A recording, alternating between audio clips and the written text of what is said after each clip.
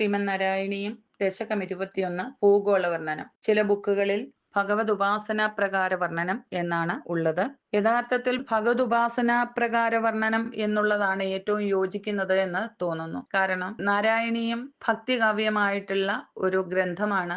അദ്ദേഹം ഭക്തിക്കാണ് മുൻതൂക്കം കൊടുത്തിരിക്കുന്നത്. അതുകൊണ്ട് തന്നെ ഈ ദശകത്തിൽ പ്രപഞ്ചത്തിന്റെ ഘടനയെക്കുറിച്ചും ഭൂമിയുടെ വിവിധ ഭാഗങ്ങളായ സപ്തദ്വീപുകളെക്കുറിച്ചും നവഖണ്ഡങ്ങളെക്കുറിച്ചുമാണ് പ്രതിപാദിക്കുന്നത്. മാത്രമല്ല പ്രപഞ്ച സൃഷ്ടിയുടെ വിസ്മയകരമായ വ്യാപ്തിയും ഭഗവാന്റെ സർവ്വവ്യാപിയായ സ്വരൂപവും ഭക്തർക്ക് മനസ്സിലാക്കി കൊടുക്കുക, ഭൂമണ്ഡലത്തിലെ വിവിധ പ്രദേശങ്ങളിൽ ഭഗവാൻ മഹാവിഷ്ണു ഏതെല്ലാം രൂപത്തിൽ എങ്ങനെ കുടികൊള്ളുന്നു എന്ന് വ്യക്തമാക്കുന്നുണ്ട്. അതുകൊണ്ട് തന്നെ ഭൂഗോള വർണ്ണന എന്നതിലുപരിയായി ഭഗവത് ഉപാസനാ പ്രകാര വർണ്ണനം എന്ന് പറയുന്നതാവും കൂടുതൽ ശരി എന്ന് ഞാൻ പറഞ്ഞത്. ശ്രീമദ് ഭാഗവതത്തിലെ പഞ്ചമസ്കന്ധത്തിൽ പ്രപഞ്ചത്തിന്റെ അളവുകൾ, ഭൂമിയുടെ വിസ്താരം, സപ്തദ്വീപുകൾ, സമുദ്രങ്ങൾ, നക്ഷത്രങ്ങളുടെ സ്ഥാനം, മലനിരകൾ, മാത്രമല്ല ഭൂമിയുടെ ഘടനയ്ക്ക് താഴെയായി സ്ഥിതി ചെയ്യുന്ന 7 അധോലോകങ്ങളെയും അതലം, വിതലം, സുതലം, തലാതലം, മഹാതലം, രസാതലം, പാതാളം തുടങ്ങിയവയെക്കുറിച്ചും മുകളിലായിട്ടുള്ള സ്വർഗലോകം, ധ്രുവമണ്ഡലം, സൂര്യചന്ദ്രാദികളുടെ സഞ്ചാരപഥങ്ങൾ എന്നിവയെക്കുറിച്ചും വളരെ വിശദമായിട്ട് തന്നെ നമുക്ക് ശ്രീമദ് ഭാഗവതത്തിൽ നമുക്ക് പറഞ്ഞു തരുന്നുണ്ട്. ഭൂമിയുടെ മൊത്തം വ്യാസം എന്ന് പറയുന്നത് 50 കോടി യോജനയാണ് എന്ന് പറയുന്നു. അതുപോലെ തന്നെ അളവുകൾ ആധുനിക ജ്യോതിശാസ്ത്രത്തിന് സമാനമായിട്ടുള്ള അളവുകളും ദൂരങ്ങളുമാണ്. ഒരു യോജന എന്നത് ഏകദേശം 13.16 കിലോമീറ്റർ അടിസ്ഥാനമാക്കിയാണ് ഇതിൽ വിവരിച്ചിരിക്കുന്നത്. അങ്ങനെ വളരെ വിശദമായിട്ട് പ്രതിപാദിക്കുന്ന ഒരു അധ്യായമാണ് ഭൂഗോള വർണ്ണനം. നമ്മൾ ഹിസ്റ്ററിയും ജോഗ്രഫിയും ഒക്കെ സ്കൂളിൽ പഠിക്കുന്ന ആ പാഠ്യ വിഷയത്തിൽ പറഞ്ഞിരിക്കുന്ന അതേ കാര്യങ്ങളെല്ലാം തന്നെ ഇത്തിരി കൂടി വിപുലമായിട്ട് നമുക്ക് പറഞ്ഞു തന്നിട്ടുണ്ട്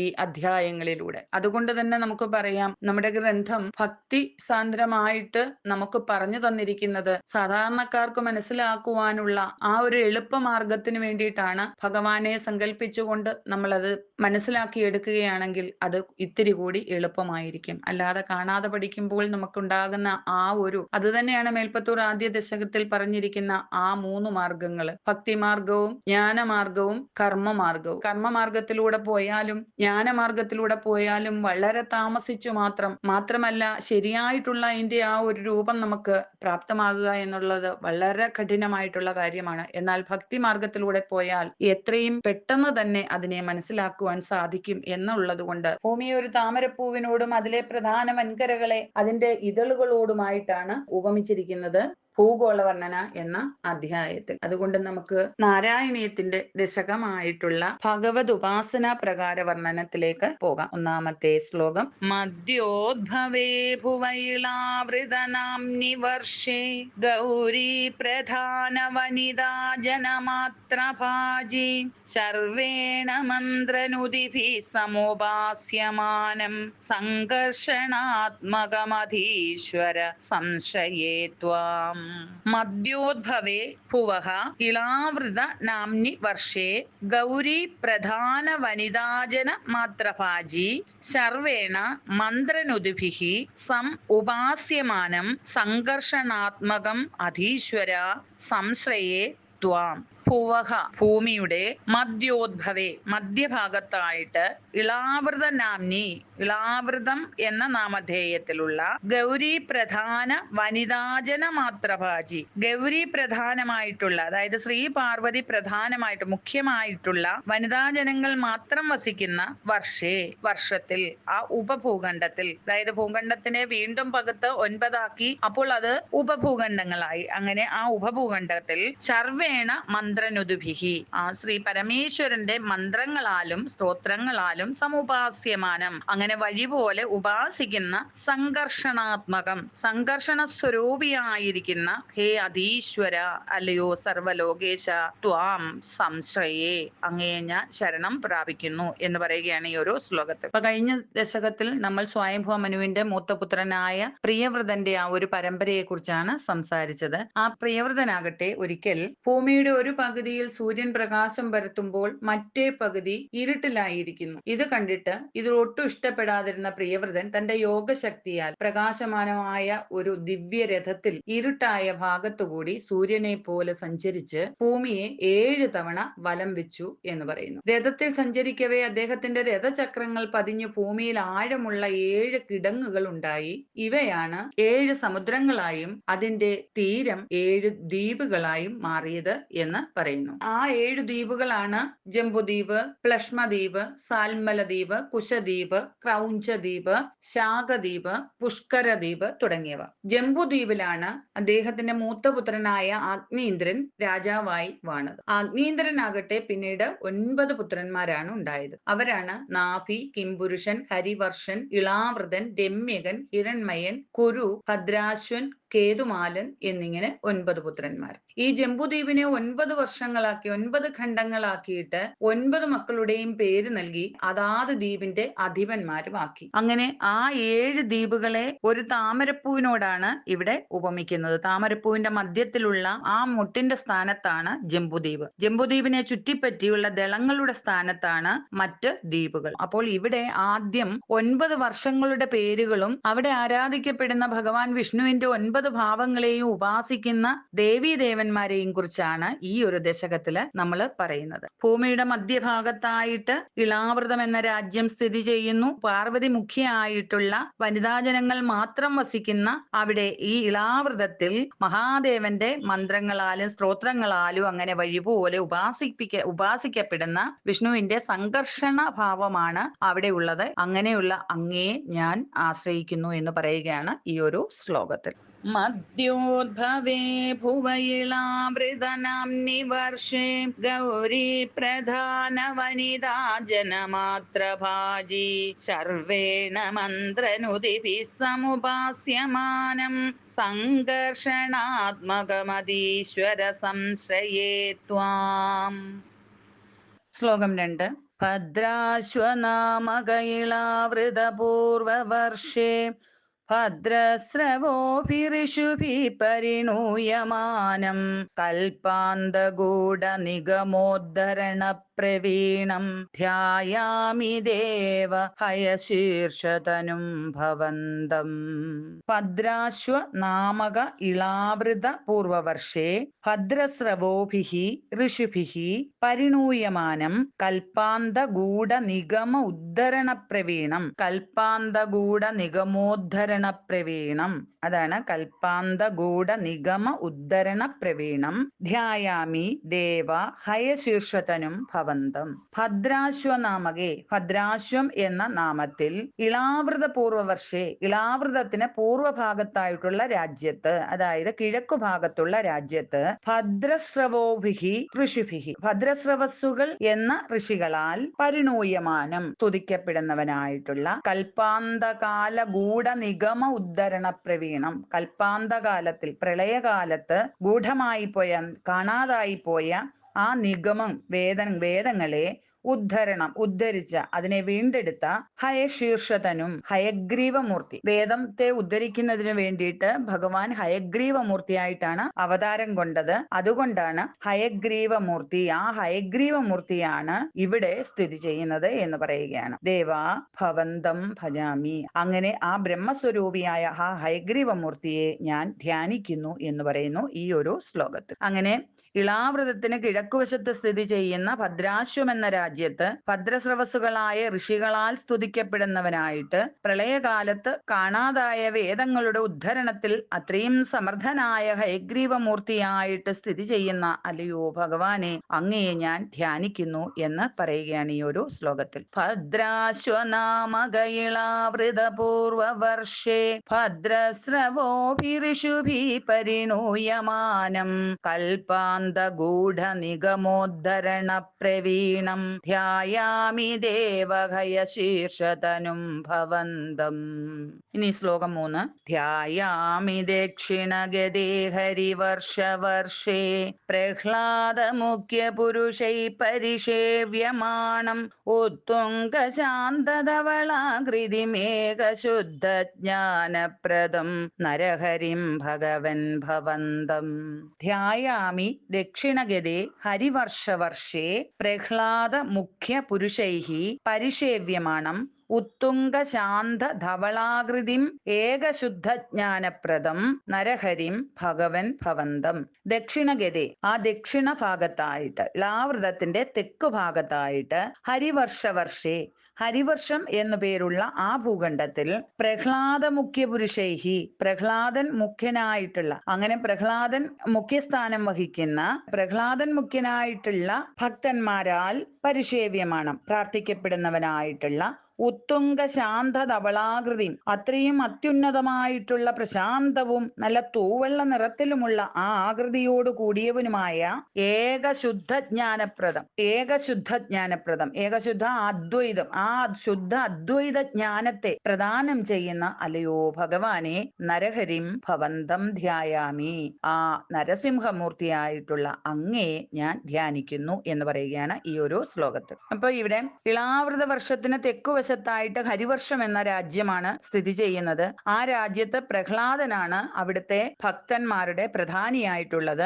പ്രഹ്ലാദൻ തുടങ്ങിയ ഭക്തന്മാരാൽ സേവിക്കപ്പെടുന്നവനായിട്ട് അത്യുന്നതവും പ്രശാന്തവും ധവളവർണ്ണമാകുന്നതുമായിട്ടുള്ള ആകൃതിയോട് കൂടിയിരിക്കുന്ന ശുദ്ധ അദ്വൈത ജ്ഞാനത്തെ ഭക്തന്മാർക്ക് ഉപദേശിക്കുന്ന രൂപത്തിലുള്ള നരസിംഹ രൂപമാണ് അവിടുത്തെ മൂർത്തിഭാവം എന്ന് പറയുന്നു. അങ്ങനെയുള്ള അല്ലയോ ഭഗവാനെ, അങ്ങയെ ഞാൻ ധ്യാനിക്കുന്നു എന്ന് പറയുകയാണ് ഈ ഒരു ശ്ലോകത്തിൽ. ധ്യായാമി ദക്ഷിണഗതേ ഹരിവർഷവർഷേ പ്രഹ്ലാദ മുഖ്യ പുരുഷൈ പരിഷേവ്യമാണം ഉത്തുംഗ ശാന്തധവളാകൃതിമേകശുദ്ധ ജ്ഞാനപ്രദം നരഹരിം ഭഗവൻ ഭവന്തം. ശ്ലോകം 4. വർഷേ പ്രദീജി ലളിതാത്മനി കേതുമാലേ ലീലാവിശേഷ ലളിതാസ്മിത ശോഭനാംഗം ലക്ഷ്മ്യാ പ്രജാപതി സുതൈശ്ച നിഷേവ്യമാണം തസ്യാ പ്രിയായ ധൃതകാമതനും ഭജേ ത്വാം. വർഷേ പ്രദീജി ലളിതാത്മനി കേതുമാലേ ലീലാ വിശേഷ ലളിത സ്മിത ശോഭനാംഗം ലക്ഷ്മ്യാ പ്രജാപതി സുതൈഃ ച നിഷേവ്യമാണം തസ്യാഹ പ്രിയായ ധൃത കാമതനും ഭജേ ത്വാം. ലളിതാത്മനി, ലളിതമായിട്ടുള്ള വളരെ മനോഹരമായിട്ടുള്ള കേതുമാലേ, കേതുമാലം എന്ന ആ രാജ്യത്ത് വളരെ ലളിതമായി ഇത്രയും മനോഹരമായിട്ടുള്ള ഭൂപ്രദേശമാണുള്ളത് എന്നാണ് പറയുന്നത്. അവിടെ പ്രതീജി വർഷേ, പടിഞ്ഞാറേ ഭാഗത്തായിട്ട്, പ്രതീജി പടിഞ്ഞാറേ ഭാഗത്തായിട്ടുള്ള രാജ്യത്തില് ലീലാവിശേഷം ലളിതസ്മിത ശോഭനാംഗം, മനോഹരമായ പുഞ്ചിരിയാലും അഴകാർന്ന ആ ആകൃതിയോടും കൂടിയ ലക്ഷ്മ്യാ പ്രജാപതി സുദേഹി, ലക്ഷ്മീ ദേവിയാലും പ്രജാപതിയുടെ പുത്രന്മാരാലും ച നിഷേവ്യമാണം, ആരാധിക്കപ്പെടുന്നവനായിട്ടുള്ള തസ്യാഹ പ്രിയാഹ, തന്റെ പ്രിയ പത്നിയുടെ ശ്രീ മഹാലക്ഷ്മിയുടെ സന്തോഷത്തിനായിട്ട്, ആ പ്രിയത്തിനായിട്ട് വേണ്ടി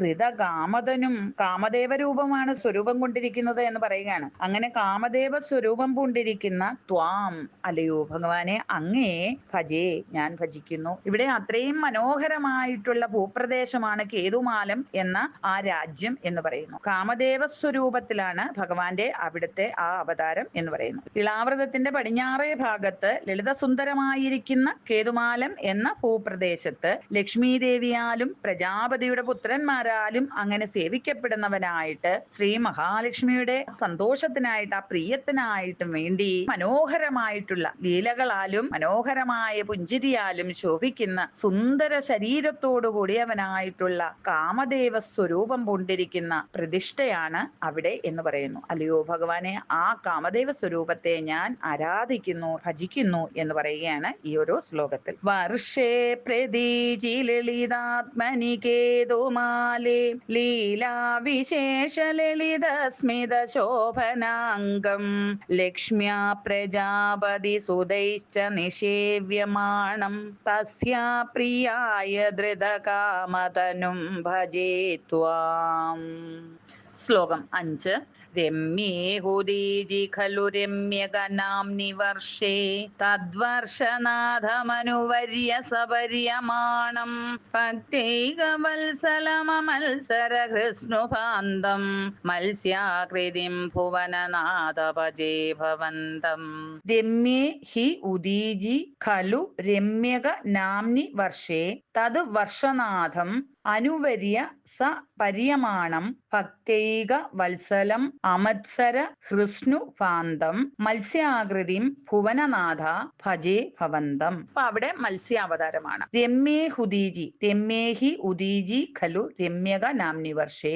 വളരെ മനോഹരമായിട്ടുള്ള രമ്യമനോഹരമായിട്ടുള്ള ഉദീജി വടക്കുഭാഗത്തായിട്ടുള്ള രമ്യക നാംനി വർഷേ രമ്യകം എന്ന നാമധേയത്തിലുള്ള രാജ്യത്ത് തത് വർഷനാഥം ആ രാജ്യത്തിന്റെ അധിപനായിട്ടുള്ള നാഥനായിട്ടുള്ള മനുവര്യ സപര്യമാണം മനുവര്യനായിട്ടുള്ള ആ മന്വന്തരത്തിന്റെ മനു, അതായത് 14 മന്വന്തരങ്ങളിൽ 7ാമത്തെ മന്വന്തരമാണ് മനുഷ്യവംശത്തിന്റെ പൂർവികനായിട്ടുള്ള ആ വൈവസ്വത മനു. വൈവസ്വത മനു എന്നറിഞ്ഞാൽ നമുക്കറിയാം സത്യവ്രത രാജാവ്. സത്യവ്രത രാജാവാണ് മത്സ്യാവതാരത്തില് നദിയിൽ നിന്ന് മത്സ്യത്തിനെ എടുത്തുകൊണ്ടുവന്ന് രാജശ്രേഷ്ഠനാണ് സത്യവ്രത രാജാവ്. അദ്ദേഹമാണ് ആ മന്വന്തരത്തിന്റെ അധിപനായത്. ആ വൈവസ്വത മനുവിനാൽ സപര്യമാണം പൂജിക്കപ്പെടുന്നവനായിട്ട് ഭക്തൈക വത്സലം ആ ഭക്തവത്സലനായ ഭഗവാൻ അമത്സര ഹൃസ്നു അത്രയും ശുദ്ധ മനസ്കരായിട്ടുള്ള ഭക്തന്മാരുടെ ഹൃദയത്തിൽ സമബുദ്ധികളായ സജ്ജനങ്ങളുടെ ഹൃദയത്തിൽ ഭാന്തം മത്സ്യാകൃതിയും അങ്ങനെ പ്രകാശിക്കുന്നവനായ ആ മത്സ്യാകൃതിയോടുകൂടിയുള്ള ഹേ ഭുവനനാഥ അല്ലയോ ഭുവനേശ്വര ഭവന്തം ഭജേ അങ്ങേ ഞാൻ ഭജിക്കുന്നു എന്ന് പറയുകയാണ്. അപ്പൊ ഇവിടെ ഭൂമിയുടെ മധ്യഭാഗത്തായിട്ടാണ് ഇളാവൃതം എന്ന് പറഞ്ഞു.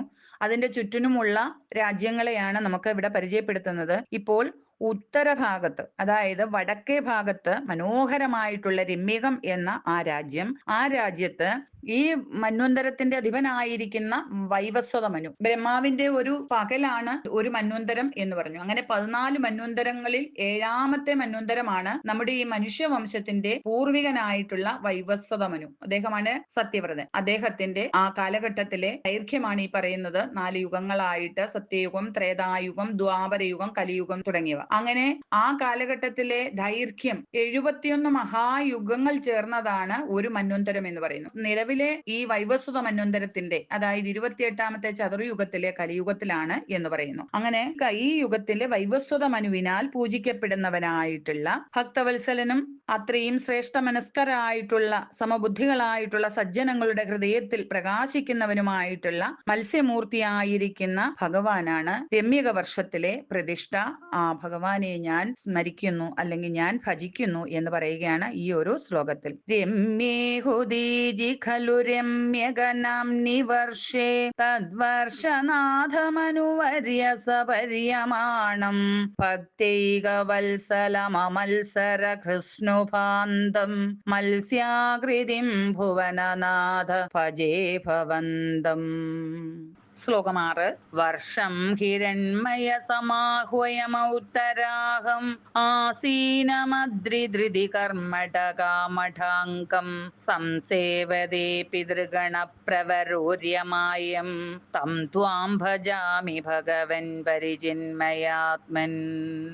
വർഷം ഹിരൺമയ സമാഹ്വയം ഔത്തരാഹം ആസീനം അദ്രിധൃതി കർമ്മഠ കാമഠാംഗം സംസേവതേ പിതൃഗണപ്രവരഃ ആര്യമാ യം തം ത്വം ഭജാമി ഭഗവൻ പരചിന്മയാത്മൻ. ഔത്തരാഹം വടക്കുഭാഗത്ത് രമ്യക വർഷത്തിന്റെ വടക്കുഭാഗത്ത് ഹിരൺമയ സമാഹ്വയം. അപ്പൊ അവിടെയാണ് ഹിരൺമയം ദേശം. അവിടെ ആസീനം അദ്രിധൃതി കർമ്മഠം ആ ഭൂഖണ്ഡത്തിൽ സ്ഥിതി ചെയ്യുന്ന ആ അദ്രി അതായത് ആ പർവ്വതം മന്ദരപർവ്വതം ആ മന്ദരപർവ്വതത്തെ ധരിക്കുന്നതിൽ സാമർഥ്യമുള്ളവനായിട്ടുള്ള അതായത് പാലാഴി മഥന സമയത്ത് ആ മന്ദരപർവ്വതത്തെ താങ്ങി നിർത്തിയത് കൂർമ്മരൂപിയായിട്ടുള്ള ഭഗവാന്റെ അവതാരമാണ്. അതുകൊണ്ടാണ് പറയുന്നത് മന്ദരപർവ്വതത്തെ ധരിക്കുന്നതിൽ സാമർഥ്യമുള്ള കാമഠാംഗം കൂർമ്മ ശരീരത്തോടു കൂടിയ അതായത് ആമയുടെ രൂപത്തോടു കൂടിയ പിതൃഗണപ്രവരഹ പിതൃഗണങ്ങളിൽ വെച്ച് ഏറ്റവും ശ്രേഷ്ഠനായിട്ട് ആര്യമായിട്ടുള്ള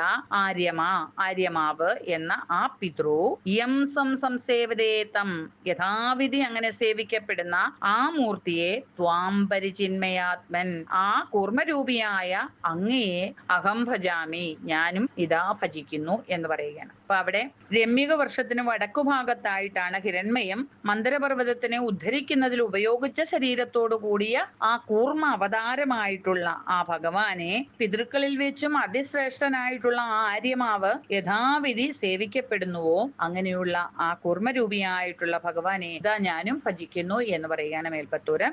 വർഷം ഹിരൺമയ സമാഹ്വയമൗത്തരാഹം ആസീനമദ്രിധൃതി കർമ്മഠകാമഠാംഗം സംസേവതേ പിതൃഗണ പ്രവരോര്യമായം തം ത്വാം ഭജാമി ഭഗവൻ പരിചിന്മയാത്മൻ.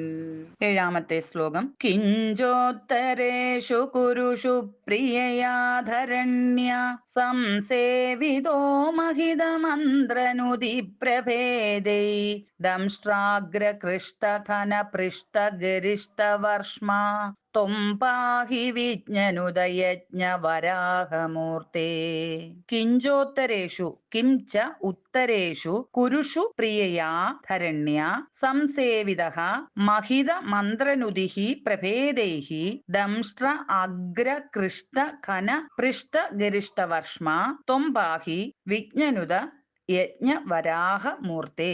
കിംച എന്നു മാത്രമല്ല ഉത്തരേഷു ഹിരൺമയത്തിന്റെ ആ വടക്കുഭാഗത്തായിട്ട് പ്രിയയാധരണ്യ തന്റെ പ്രിയപ്പെട്ട ധരണിയാൽ ഭൂമിദേവിയാൽ മഹിത മന്ത്രനുദിഹി പ്രഭേദേഹി മഹിതം അത്ര ശ്രേഷ്ഠങ്ങളായിട്ടുള്ള വിവിധ സ്തോത്രങ്ങൾ കൊണ്ട് സംസേവിതഃ സ്തുതിക്കപ്പെടുന്നവനായ അല്ലയോ ഭഗവാനെ അങ്ങ് ദംഷ്ട്ര അഗ്ര കൃഷ്ട ഘന പൃഷ്ട ഗരിഷ്ട വർഷ്മ ദംഷ്ട്രത്തിന്റെ അഗ്രം അതായത് തന്റെ തേറ്റകളുടെ അഗ്രം കൊണ്ട് ഘനപൃഷ്ട ഗരിഷ്ട വർഷ്മ ആ മേഘങ്ങളെ ഉരസുന്നതിൽ അതായത് അത്രയും മഹത്തരമായിട്ടുള്ള ആ വലിയ ശരീരമായിട്ടുള്ള ബ്രഹ്മാവിന്റെ മൂക്കിൽ നിന്നും പെരുവിരൽ വലിപ്പത്തിൽ പുറത്തേക്ക് വന്ന ആ വരാഹ മൂർത്തി പൊടുന്നനെ വളർന്ന ഭീമാകാരമായിട്ട് ആ മഹത്തായ ശരീരത്തോടുകൂടി അത്രയും ഉന്നതിയിൽ നിന്ന് താഴേക്ക് സമുദ്രത്തിലേക്ക് കുതിച്ചു ചാടി ആ അവസരത്തിൽ മേഘങ്ങളെ തുളച്ചുകൊണ്ടാണ് പോന്നത് എന്ന് പറയുകയാണ്. അങ്ങനെ മേഘങ്ങളെ ഉരസുന്നതിൽ ഉന്നത ശരീരിയായിട്ടുള്ള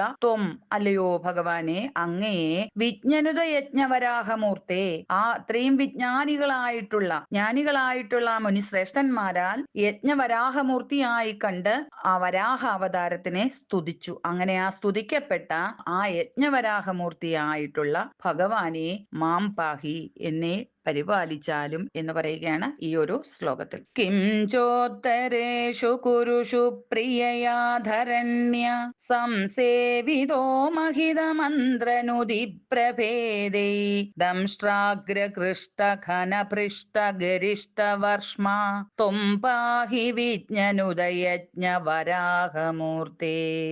എട്ടാമത്തെ ശ്ലോകം. യാമ്യാം ദിശം ഭജതി കിം പുരുഷാഖ്യവർഷേ സംസേവിതോ ഹനുമതാ ദൃഢഭക്തിഭാജാ സീതാഭിരാമ പരമാത്ഭുതരൂപശാലി രാമാത്മകാ പരിലസൻ പരിപാഹി വിഷ്ണു. യാമ്യാം ദിശം ഭജതി കിം പുരുഷാഖ്യവർഷേ സംസേവിതഃ ഹനുമതഃ ദൃഢഭക്തി ഭാജ സീതാഭിരാമ പരമാത്ഭുതരൂപശാലി രാമാത്മക പരിലസൻ പരിപാഹി വിഷ്ണു. യാമ്യാം ദിശം ഭജതി ഹരിവർഷത്തിന്റെ തൊട്ടു തെക്കുഭാഗത്തായിട്ട് യാമ്യാം ദിശം തെക്കുഭാഗത്തുള്ള കിം പുരുഷാഖ്യവർഷേ കിം പുരുഷം എന്ന രാജ്യത്ത് ദൃഢഭക്തി ഭാജ ദൃഢമായിട്ടുള്ള ഭക്തിയാൽ ആ ഉറച്ച ഭക്തിയോടുകൂടിയ ഹനുമത ശ്രീ ഹനുമാനാൽ സംസേവിതഃ സേവിക്കപ്പെടുന്നവനായിട്ട് സീതാത്മരാമ പരമാത്മ രൂപശാലി സീതാദേവിയുടെ ചേതോമോഹനനായി അത്യത്ഭുത സ്വരൂപത്തോടു സ്വരൂപത്തോടു കൂടിയിരിക്കുന്നവനുമായിട്ടുള്ള രാമാത്മക ശ്രീരാമസ്വാമി. ശ്രീരാമസ്വാമിയാണ് അവിടുത്തെ പ്രതിഷ്ഠ. അങ്ങനെ അവിടെ ശ്രീരാമസ്വാമിയായി പരിലസൻ ശോഭിച്ചു കൊണ്ടിരിക്കുന്ന ഹേ വിഷ്ണു പരിപാഹി പരിരക്ഷിച്ചാലും. ഇപ്പൊ ഇവിടെ തെക്കുഭാഗത്തുള്ള കിംപുരുഷം എന്ന വർഷത്തില് ഏറ്റവും ദൃഢഭക്തിശാലിയായിരിക്കുന്ന ഹനുമാനാൽ സേവിക്കപ്പെടുന്നവനായിട്ട് സീതാദേവിക്ക് ചേതോമോഹനനായിട്ട് അത്യാശ്ചര്യമായിട്ടുള്ള സ്വരൂപത്തോടു കൂടിയിരിക്കുന്നവനായ ശ്രീരാമസ്വരൂപിയായിട്ട് ശോഭിച്ചു കൊണ്ടിരിക്കുന്ന അല്ലയോ ശ്രീരാമ, അങ്ങേ ഞാൻ സ്തുതിക്കുന്നു, എന്നെ പരിരക്ഷിച്ചാലും എന്ന് പറയുകയാണ് ഈ ഒരു ശ്ലോകത്തിൽ. യാമ്യാം ദിശം ഭജതി കിം പുരുഷാഖ്യവർഷേ സംസേവിതോ ഹനുമതാ ദൃഢഭക്തിഭാജ സീതാഭിരാമ പരമാത്ഭുതരൂപശാലി രാമാത്മകാ പരിലസൻ പരിപാഹി വിഷ്ണു. ശ്ലോകം 9. ശ്രീനാരദേന സഹ ഭാരതഖണ്ഡമുഖ്യൈ ത്വം സാഖ്യയോഗനുദ്ഭിഃ സമുപാസ്യമാന ആകൽപകാലമിഹ സാധുജനാഭിരക്ഷി നാരായണോ നരസഖ പരിപാഹി ഭൂമൻ. ശ്രീ നാരദേന സഹ ഭാരതഖണ്ഡ മുഖ്യൈഃ ത്വം സാഖ്യയോഗനുദ്ഭിഃ സം ഉപാസ്യമാനഃ ആകൽപകാലം ഇഹ സാധുജന അഭിരക്ഷി നാരായണോ നരസഖ പരിപാഹി ഭൂമൻ. ശ്രീനാരദേന സഹ ശ്രീനാരദ മഹർഷിയാലും ഭാരതഖണ്ഡ മുഖ്യൈഹി ഭാരതഖണ്ഡത്തിലെ മറ്റു പ്രമുഖ വ്യക്തികളായും ശ്രീനാരദ മഹർഷിയെ പോലുള്ള ആ ഭക്തന്മാരാലും സാഖ്യയോഗനുദ്ഭിഹി സാഖ്യശാസ്ത്രത്തിലെയും യോഗശാസ്ത്രത്തിലെയും സ്തോത്രങ്ങളെ കൊണ്ട് സം ഉപാസ്യമാനഃ നന്നായി ഉപാസിച്ചു പോരുന്ന ഇഹ ഇവിടുത്തെ ഈ ഭാരതവർഷത്തിലെ ആകൽപകാലം കൽപ്പാന്തകാലത്തോളം സാധുജനാഭിരക്ഷി സാധുജനങ്ങളുടെ അഭിരക്ഷയ്ക്കായിട്ട്, അതായത് രക്ഷയ്ക്ക് വേണ്ടിയിട്ട് സ്ഥിതി ചെയ്യുന്നവനുമായിട്ടുള്ള നരസഖ നാരായണ.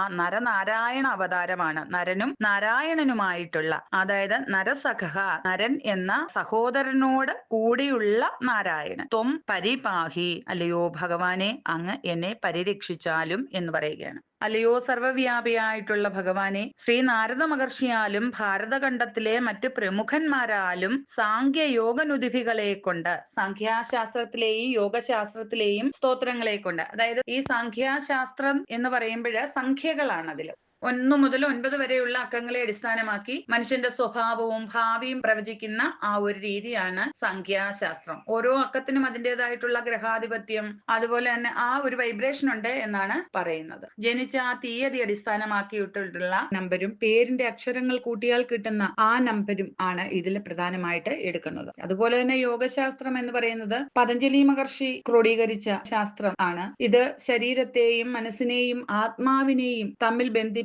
പുരാതനമായിട്ടുള്ള ഒരു സമ്പ്രദായമാണ്. ശരീര വ്യായാമങ്ങൾ, അതുപോലെ തന്നെ ശ്വസന നിയന്ത്രണം, ധ്യാനം തുടങ്ങിയവയെ ഇതില് ഉൾപ്പെടുത്തുന്നത്. യോഗയും സംഖ്യാശാസ്ത്രവും സംയോജിക്കുന്ന ആ കുണ്ടലിനി യോഗ പോലെയുള്ള ആ രീതികളാണ് വ്യക്തിത്വ വികസനത്തിനും ആ ആത്മാവിന്റെ ഉണർവിനും കാരണം എന്ന് പറയുന്നു. ഈ യോഗയിലും ധ്യാനത്തിലും ഏർപ്പെടുന്നതിന് മുമ്പ് മനസ്സ് ഏകാഗ്രമാക്കുവാൻ സ്തുതികൾ സഹായിക്കും. അതുകൊണ്ടാണ് അതിന് പ്രത്യേകമായിട്ട് ശ്ലോകങ്ങളുണ്ട്. ആ ശ്ലോകങ്ങൾ ജപിക്കുമ്പോൾ ശരീരത്തിൽ ഒരു പോസിറ്റീവ് എനർജി നിറയ്ക്കുകയും ഏകാഗ്രത വർദ്ധിപ്പിക്കുകയും ചെയ്യുന്നു. അങ്ങനെയുള്ള ആ സ്തോത്രങ്ങളെ കുറിച്ചാണ് ഇവിടെ പ്രതിപാദിക്കുന്നത്. അതിനെ വഴിപോലെ ഉപാസിക്കുന്ന ഈ ഭാരതവർഷത്തിൽ ആകൽപകാലം സാധുജനങ്ങളുടെ അഭിരക്ഷയ്ക്കായിട്ട് സ്ഥിതി ചെയ്യുന്നവനുമായിട്ടുള്ള ആ നരനാരായണ അവതാരമാണ് ഈ ഭൂഖണ്ഡത്തിൽ, അതായത് ഭാരതവർഷത്തിൽ നമ്മുടെ ഭാരതഭൂമിയിൽ ഉള്ളത് എന്ന് പറയുന്നു. കൽപ്പാന്തകാലത്തോളം സാധുജന സേവ ചെയ്യുന്നതിനായിട്ട് മാത്രം അവതാരം കൊണ്ട്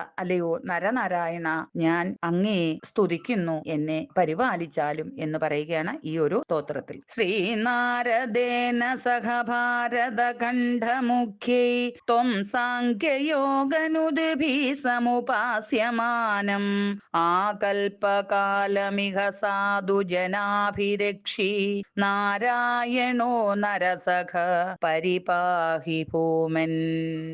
ശ്ലോകം 10.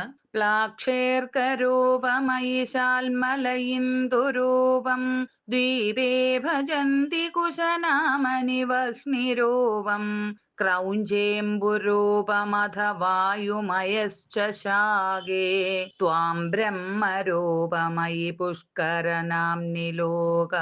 പ്ലാക്ഷേ അർക്കരൂപം അയി ശാൽമല ഇന്ദുരൂപം ദ്വീപേ ഭജന്തി കുശനാമനി വഹ്നിരൂപം ക്രൗഞ്ചേ അംബുരൂപം അഥ വായുമയം ച ശാകേ ത്വാം ബ്രഹ്മരൂപം അയി പുഷ്കര നാംനി ലോകേ. അങ്ങനെ ഈ ഒരു 9 ശ്ലോകത്തിലായിട്ട് 9 വർഷങ്ങളുടെ ആ വർണ്ണനയായിരുന്നു ഉള്ളത്. ഈ ഒരു ദശകത്തിൽ ഭൂഗോള വർണ്ണന എന്നത് ശ്രീമദ് ഭാഗവതത്തിൽ വളരെ വിപുലമായിട്ടുള്ള വളരെ ബൃഹത്തായിട്ടുള്ള ഒരു അധ്യായമാണ്. ഭൂഖണ്ഡങ്ങളെ കുറിച്ച് പറയുന്നുണ്ട്, ഉപഭൂഖണ്ഡങ്ങളെ കുറിച്ച് പറയുന്നുണ്ട്, മലകളെ കുറിച്ച് പറയുന്നുണ്ട്, അരുവികളെയും തോടിനെയും നദികളെയും കുറിച്ച് പറയുന്നുണ്ട്, സമുദ്രങ്ങളെ കുറിച്ച് പറയുന്നുണ്ട്, മാത്രമല്ല ഗ്രഹങ്ങളെ കുറിച്ച് പറയുന്നുണ്ട്, നക്ഷത്രങ്ങളെ കുറിച്ച് പറയുന്നുണ്ട്, അവരുടെ സഞ്ചാരപഥത്തെ കുറിച്ച് പറയുന്നുണ്ട്, ഇവയുടെ എല്ലാം വ്യാസം, വ്യാപ്തി എന്നിവയെക്കുറിച്ച് വിശദമായിട്ട് പറയുന്നുണ്ട്. മാത്രമല്ല ഭൂമിക്ക് താഴെയുള്ള ആ അധോലോകങ്ങളെ കുറിച്ച് പറയുന്നുണ്ട്, ഭൂമിക്ക് ഉപരിഭാഗത്തായിട്ടുള്ള സ്വർഗലോകം, ധ്രുവമണ്ഡലം, നക്ഷത്രപഥങ്ങൾ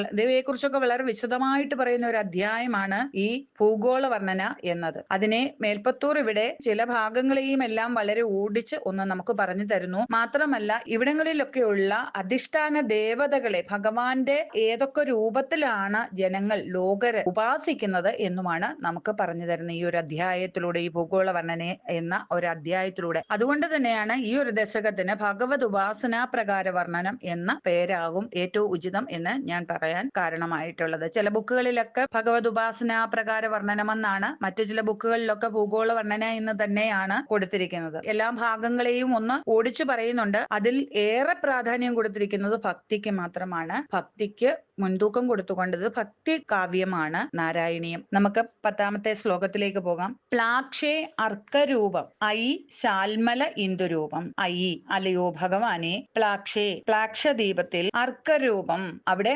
അർക്കരൂപത്തിലുള്ള ഭഗവാന്റെ പ്രതിഷ്ഠയാണ് ഉള്ളത്. സൂര്യനായിട്ടാണ് അവിടുത്തെ ജനങ്ങൾ ഭഗവാനെ ആരാധിക്കുന്നത്. അതുപോലെ തന്നെ ഇനി ശാൽമല ദ്വീപേ ഇന്ദുരൂപം, ഭഗവാനെ ഇന്ദുരൂപത്തിലാണ്, അതായത് ചന്ദ്രരൂപത്തിലാണ് അവിടുത്തെ ജനങ്ങൾ ആരാധിക്കുന്നത്. കുശനാംനി, കുശദ്വീപ്, ആ ദ്വീപിലാകട്ടെ വഹ്നിരൂപം, വഹ്നിരൂപത്തിലാണ്, അതായത് അഗ്നിദേവനായിട്ട് കണ്ടാണ് ഭഗവാനെ ആരാധിക്കുന്നത് അവർ എന്നും. ക്രൗഞ്ചദ്വീപേ, ക്രൗഞ്ചദ്വീപിൽ അംബുരൂപേ, അംബുരൂപത്തിലാണ്, അതായത് ജലരൂപിയായിട്ട്, അവിടെ ജലരൂപിയായിട്ടുള്ള ഭഗവാനെയാണ് ആരാധിക്കുന്നത്. അഥാ അനന്തരം ശാഖേ, ആ ശാഖദ്വീപത്തിലാകട്ടെ വായുമയം ച, വായു രൂപത്തിലുള്ള ഭഗവാനെയും ആരാധിക്കുന്നു. പുഷ്കരനാംനി, പുഷ്കരദ്വീപിലാകട്ടെ ബ്രഹ്മരൂപം, ബ്രഹ്മരൂപിയായും ത്വം ലോകാഹ ഭജതി, അങ്ങേ ഈ ലോകർ ഇപ്രകാരമെല്ലാമാണ് ഭജിക്കുന്നത് എന്ന് പറയുകയാണ് ഈ ഒരു ശ്ലോകത്തിൽ. അങ്ങനെ പ്ലാക്ഷദ്വീപിൽ ആദിത്യരൂപിയായിട്ടും ശാൽമല ദ്വീപിൽ ചന്ദ്രരൂപിയായിട്ടും കുശദ്വീപില് അഗ്നിരൂപിയായും ഭഗവാനെ ആരാധിക്കുന്നു. മാത്രമല്ല ക്രൗഞ്ചദ്വീപിലാകട്ടെ ജലരൂപിയായും, ശാഖദ്വീപിൽ വായുരൂപിയായും, പുഷ്കരദ്വീപിൽ ബ്രഹ്മരൂപിയായും ജനങ്ങൾ ഭഗവാനെ ആരാധിക്കുന്നു. അങ്ങനെ ജനങ്ങൾ അവരവർക്ക് താല്പര്യമുള്ള രൂപത്തിലാണ് ആ ഭഗവാനെ കാണുന്നത്. ഏതേത് രൂപത്തിലാണോ അവർ ആരാധിക്കുന്നത് അതാണ് ഇവിടെ പറയുന്നത്. അങ്ങനെ ഇത്രയിടങ്ങളിലായിട്ട് ഭഗവാൻ ഏതെല്ലാം രൂപത്തിൽ പ്രകാശിക്കുന്നു എന്ന് പറയുകയാണ് ഈ ഒരു ശ്ലോകത്തിൽ. പ്ലാക്ഷേർക്കരൂപമയി ശാൽമല ഇന്ദുരൂപം ദ്വീപേ ഭജന്തി കുശനാമനി വഹ്നിരൂപം ക്രൗഞ്ചേംബുരൂപമദവായുമയശ്ച ശാകേ ത്വാം ബ്രഹ്മരൂപമയി പുഷ്കരനാംനി ലോക. ശ്ലോകം 11. സർവൈ ധ്രുവാദിഭിരുഡു പ്രകരൈർഗ്രഹൈശ്ച പുശ്ചാദികേഷു അവയവേഷു അഭികൽപ്യമാനേ ത്വം ശിംശുമാരവപുഷാ മഹതാമുപാസ്യ സന്ധ്യാസുരുന്തി നരകം മമ സിന്ധുശായിൻ.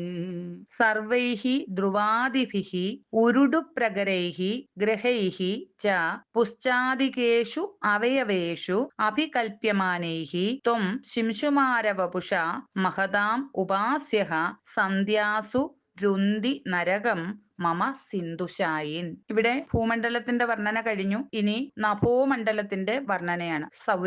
സൗരയൂഥത്തിൽ എങ്ങനെയാണ് ഭഗവാൻ എന്ന് പറയുകയാണ്. ഇത് വളരെ വിശദമായിട്ട് ഭാഗവതത്തിൽ പറയുന്നുണ്ട്. ഇവിടെ ശിംശുമാരം എന്നാൽ എന്ത് എന്നാണ് നമ്മൾ ആദ്യമേ ഒന്ന് ചെറുതായിട്ട് അറിഞ്ഞിരിക്കേണ്ടത്. ആകാശത്തിലെ സകലതിനെയും കൂടെ ചേർത്ത് നമ്മൾ ആകാശഗംഗ എന്ന് പറയും. ആ ആകാശഗംഗയെയും അതിലെ നക്ഷത്ര സമൂഹങ്ങളെയും സൂചിപ്പിക്കുവാനായിട്ട് ഇത് നമ്മുടെ ഭാഗവതത്തിൽ ഉപയോഗിച്ചിരിക്കുന്ന ഒരു സങ്കല്പമാണ് ശിംശുമാര ചക്രം. നഭോമണ്ഡലത്തിൽ, അതായത് നഭോമണ്ഡലം എന്നാൽ ആകാശം, ആകാശത്ത് കാണപ്പെടുന്ന നക്ഷത്രങ്ങളെ ഒരു മുതലയുടെ അല്ലെങ്കിൽ വലിയൊരു മത്സ്യം, ഡോൾഫിന്റെ ആകൃതിയിൽ സങ്കല്പിച്ചുകൊണ്ടാണ് ശിംശുമാരം എന്ന് പറഞ്ഞാൽ വലിയൊരു ജീവി അങ്ങനെ തലകീഴായിട്ട് കിടക്കുകയാണ്. അതിന്റെ ശരീരത്തിന്റെ അവയവങ്ങളുടെ ഏതൊക്കെ ഭാഗത്തായിട്ടാണ് ഈ ഗ്രഹങ്ങൾ സ്ഥിതി ചെയ്യുന്നത് എന്ന് നമുക്ക് പറഞ്ഞു തരികയാണ് ഈ ഒരു ശ്ലോകത്തിൽ. പുശ്ചാദികേഷു അവയവേഷു. ഇവിടെ പുശ്ചം എന്ന് പറഞ്ഞു കഴിഞ്ഞാൽ അറ്റം, വാലിന്റെ ഭാഗം, ആ മത്സ്യത്തിന്റെ, ആ വലിയ മത്സ്യത്തിന്റെ വാൽ ഭാഗത്തായിട്ട് അഭികൽപ്യമാനേഹി, അങ്ങനെ കൽപ്പിച്ചു കൊടുത്തിരിക്കുന്ന, അപ്പൊ സ്ഥാനം കൽപ്പിച്ചു കൊടുത്തിരിക്കുന്ന ഓരോ നക്ഷത്രങ്ങൾക്കും ഓരോ ഗ്രഹങ്ങൾക്കും കൽപ്പിച്ചു കൊടുത്തിരിക്കുന്ന സ്ഥാനം പറയുകയാണ്. അപ്പൊ ഏറ്റവും പ്രധാനമായിട്ട് ധ്രുവ നക്ഷത്രത്തിനെ കുറിച്ചാണ് ഇവിടെ പറയുന്നത്. ഭഗവാനെ ഒരു മത്സ്യരൂപിയായിട്ട് സങ്കല്പിച്ചുകൊണ്ട് ആ വലിയ മത്സ്യത്തിന്റെ പുച്ഛഭാഗം, വാൽ ഭാഗത്തായിട്ട്, അറ്റത്തായിട്ട് സ്ഥാനം കൽപ്പിച്ചു കൊടുത്തിട്ടുള്ള ധ്രുവാദിഭിഹി, ധ്രുവൻ മുതലായ സർവൈഹി ഉരുടുപ്രകരൈഹി, സർവ നക്ഷത്ര സമൂഹങ്ങളെയും മാത്രമല്ല ഗ്രഹൈഹി ച, ഗ്രഹങ്ങളെയും, അതായത് സൂര്യൻ, ചന്ദ്രൻ തുടങ്ങിയ 9 ഗ്രഹങ്ങളുണ്ട്. ആ ഗ്രഹങ്ങളെയും സന്ധ്യാസു, അതായത് സന്ധ്യാസമയങ്ങളിൽ ശിംശുമാരവപുഷ, നമുക്ക് കാണാൻ പറ്റുന്നത് അപ്രകാരമാണ്. ഒരു വാൽനക്ഷത്രം എന്നൊക്കെ നമ്മൾ എപ്പോഴും പറയാറുണ്ട്. അതാണ് ശിംശുമാരവപുഷ, തല കീഴായി കിടക്കുന്ന ജീവിയായി തോന്നിക്കുന്ന ഒരു വലിയൊരു സർപ്പം അല്ലെങ്കിൽ ഏതെങ്കിലും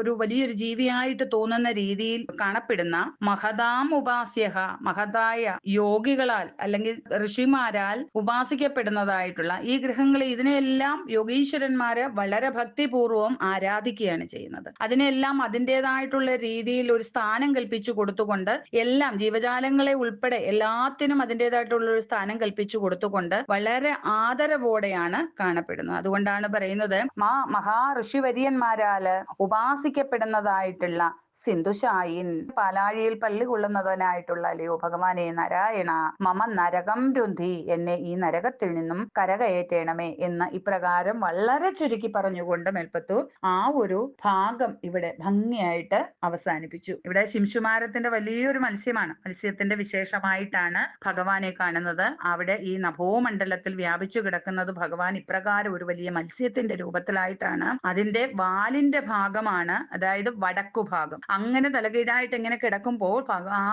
അതിന്റെ വാൽ ഭാഗം വരുന്നത് വടക്കു ഭാഗത്താണ്. ആ വടക്കു ഭാഗത്താണ് ധ്രുവ നക്ഷത്രം സ്ഥിതി ചെയ്യുന്നത്. അതുകൊണ്ട് തന്നെയാണ് വാൽ ഭാഗത്തായതുകൊണ്ടാണ് ഈ ധ്രുവ നക്ഷത്രത്തിനെ നമ്മൾ വാൽ നക്ഷത്രം എന്നും വിളിക്കുന്നത്. ആ മത്സ്യത്തിന്റെ മറ്റു ഓരോരോ അവയവങ്ങളുടെ സ്ഥാനത്ത് ഓരോ നക്ഷത്രങ്ങളും ഗ്രഹങ്ങളുടെയും സ്ഥാനം എന്ന് പറയുകയാണ് ഈ ഒരു ശ്ലോകത്തിൽ. സർവൈ ധ്രുവാദിഭിരുഡു പ്രകരൈർഗ്രഹൈശ്ച പുശ്ചാദികേഷു അവയവേഷു അഭികൽപ്യമാനേ ത്വം ശിംശുമാരവപുഷാ മഹതാമുപാസ്യ സന്ധ്യാസുരുന്തി നരകം മമ സിന്ധുശായിൻ. 12ാമത്തെ ശ്ലോകം. പാതാളമൂലഭുവിശേഷതനും ഭവന്തം ലോലൈകകുണ്ടലവിരാജി സഹസ്രശീർഷം നീലാംബരം ധൃതഹലം ഭുജഗാംഗനാഭിർജുഷ്ടം ഭജേ ഹരഗദാൻ ഗുരുഗേഹനാഥ.